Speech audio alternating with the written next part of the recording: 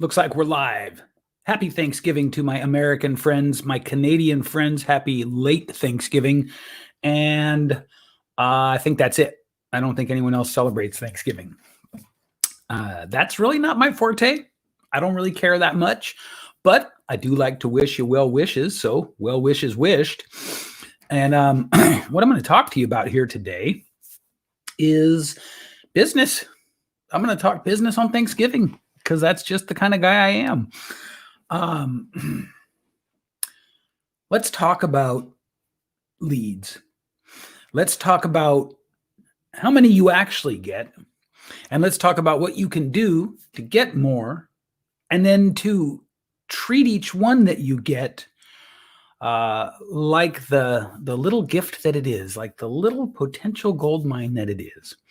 So first things first, anytime that you do anything content-wise that it relates to your professional capacity, in other words, making an offer, talking about a result, using a testimonial, et cetera, et cetera, et cetera. Anytime you do any of these things and you get positive feedback from people who aren't already your clients, that can be considered a lead. In fact, maybe it should be. The reason that a lot of us don't have as many clients as we want, as much business as we want, as much success as we want, and I have been guilty of this 100%. This is not me preaching from on high and wagging my finger at you.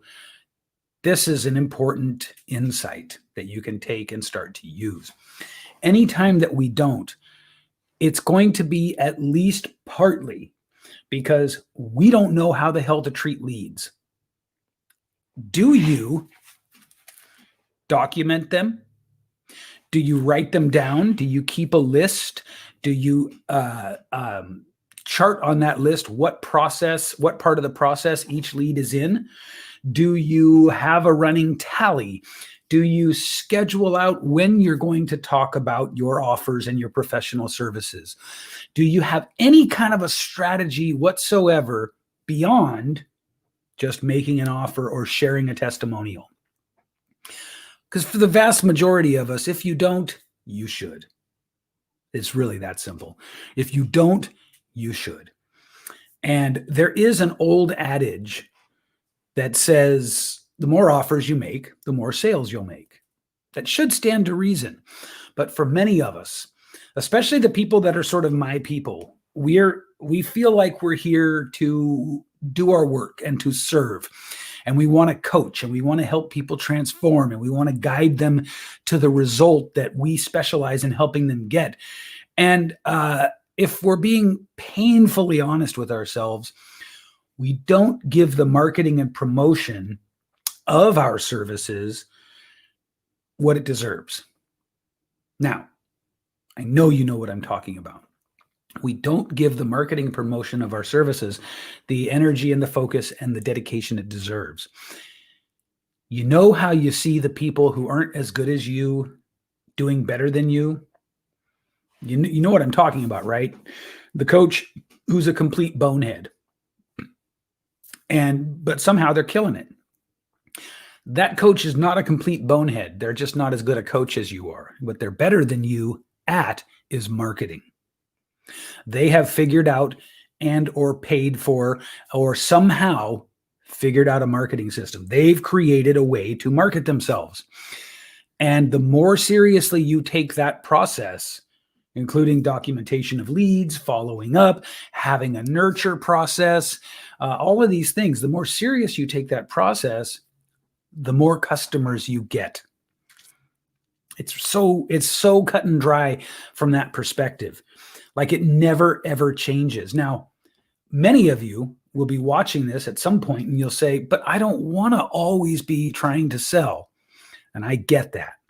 And I'm not suggesting that you should always be trying to sell. But what I'm suggesting is when it comes time to do the marketing, lead gen, conversion process into enrollment part of your work, that you need to take that seriously. It is the difference between your success and your failure. I cannot stress this enough. It is the difference between your success and your failure. Let me say that one more time. It is the difference between your success and your failure. Okay? It's the whole game. The whole game is, do you take this client attraction piece seriously? And so one of the problems that we run into is subtle. It's psychological in nature, and I'm going to help you solve it right now.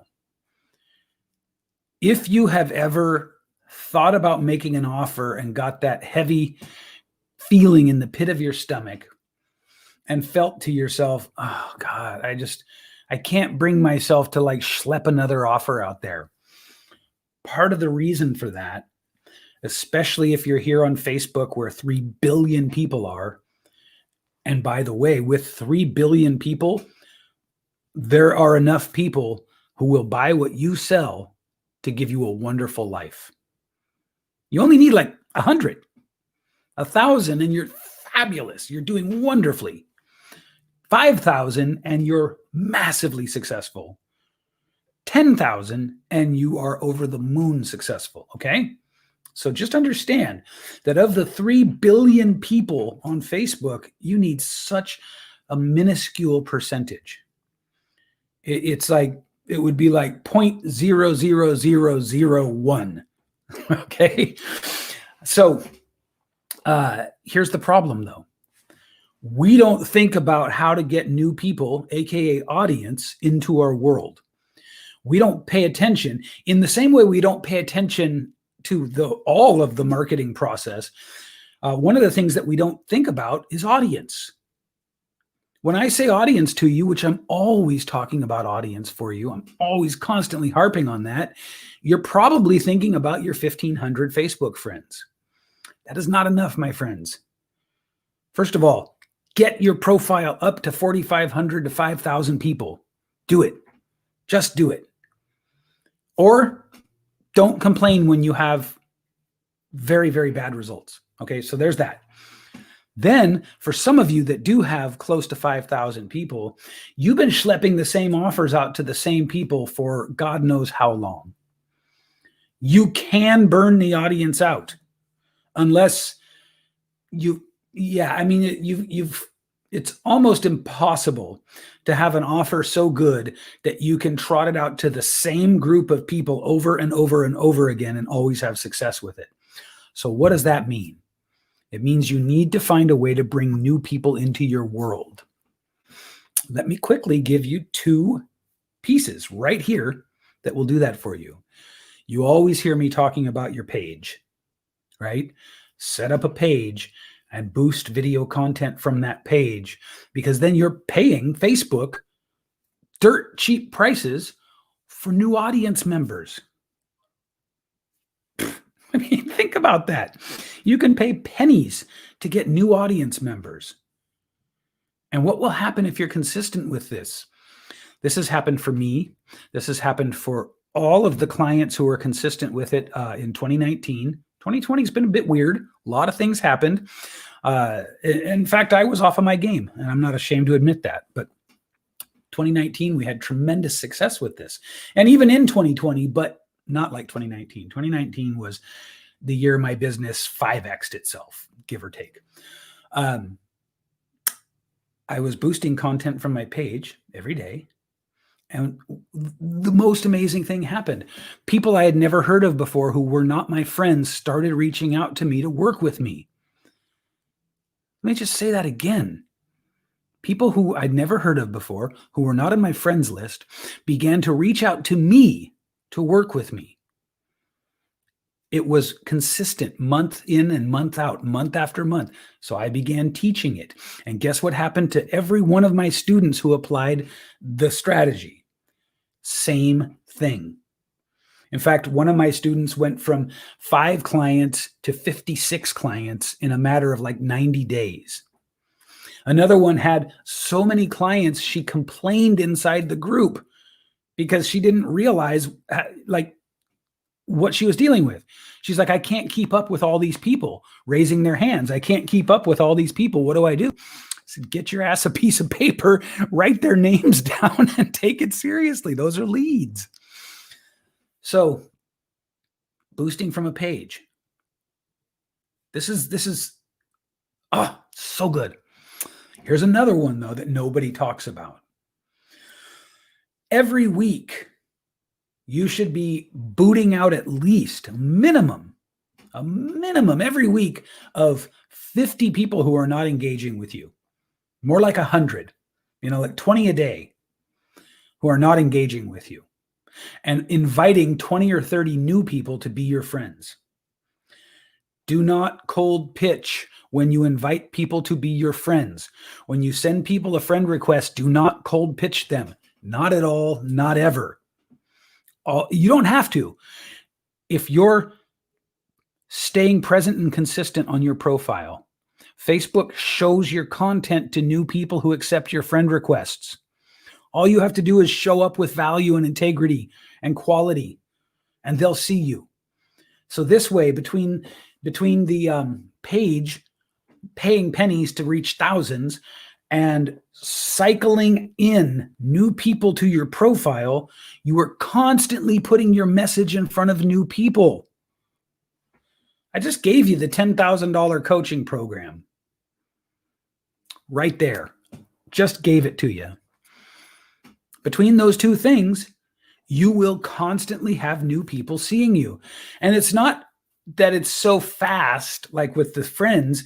You're not unfriending and friend inviting people so quickly that no one has a chance to get to know you, right? This is, I think I'm going to run a challenge on this. I think I'm going to run an intensive.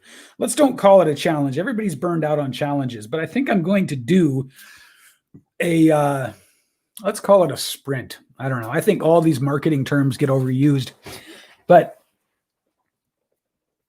let's get a group of people together and let's all hold each other accountable for 30 days and see how much new audience and how much money we can make. Yeah, sound good? All right, stay on the lookout for that. Stay eyes peeled for that. And I've just given you, I just, like every time I do these, I'm giving you money. I'm giving you money. I really hope somebody's going to take me up on this and pay attention. Boost content from a page. Cycle new people into your friends group, your friends list. And then just show up with quality and integrity and make your offers as scheduled. Don't ever reach out to people and cold pitch them. Okay? Happy Thanksgiving.